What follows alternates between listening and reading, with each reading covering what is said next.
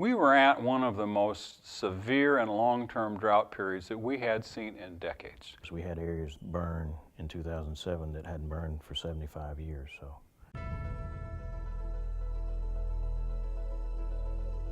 We'd gotten to the point already that when we were taking people out on tours, we weren't talking about if a fire starts, we were saying when a fire starts. At that point, we, the Georgia Forestry, all our landowners started talking, getting together as we always do, and say, this is the year you want to grease your tractors, this is the year you want to make sure your fire breaks are good shape, this is the year we are going to have a major project fire.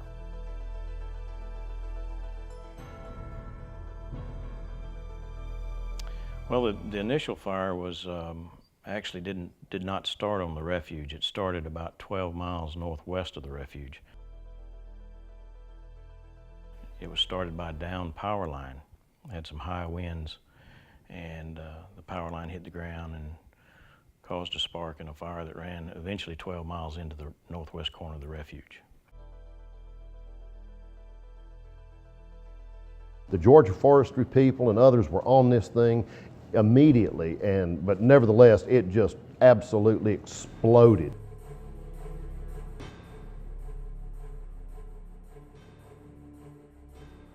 Within a couple of days, you know, it was 1,200 acres and growing. I mean, just by leaps and bounds, it was growing.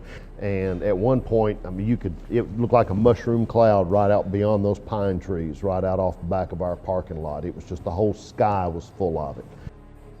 Ash falling like snowfall, you know, smoke so thick, everything was just this yellowish, unearthly kind of color. It looked like the end of the world out there. I mean, Georgia, from the initial start of the fire, all they could do was just kind of follow up the flanks, the two edges of the fire. They couldn't get out in front of it and do much because it was just spotting so far out ahead of itself. They basically ran beside the fire and just tried to keep it from getting wider.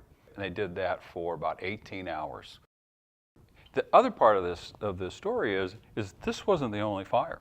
There had been a number of fires. You know, the one from outside moved into the swamp, the one that ignited inside the swamp grew enormously, and finally they all merged together. By the time it was done, it had burned most of the landscape between Waycross, Georgia and Lake City, Florida.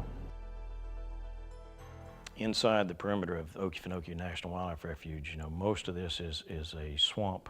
The swamp is basically a peatland that holds water like a sponge, and if you get less than normal rainfall, you know, that sponge begins to dry out. And these fires get entrenched in that peat, and it's something that we just can't put out. We just had to wait on what we call a season-ending event, which could be anywhere from a 5 to 6 inch rainfall. Okefenokee Swamp is a fire-adapted, fire-shaped, and to some extent even fire-dependent landscape. There's a stimulative factor. That fire goes through one of our native forest. It takes out a lot of fuels, it brings back a lot of grasses, it actually sets back invading species that are coming into the wetlands and opens them back up, and it's just kind of resets this cycle that the landscape's going to go through. When the fire had passed, you could tell that everything had received this dusting of ash. The grass all around this, it never has been greener.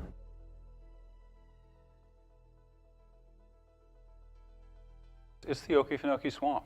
You know, it's mysterious, it is large, it is wild, it has all those attributes that just come along with that name. So it's integral to the health and long-term viability of the Okefenokee Swamp in the wilderness area to have fire and droughts and floods. It's what makes it, you know, so unique and beautiful.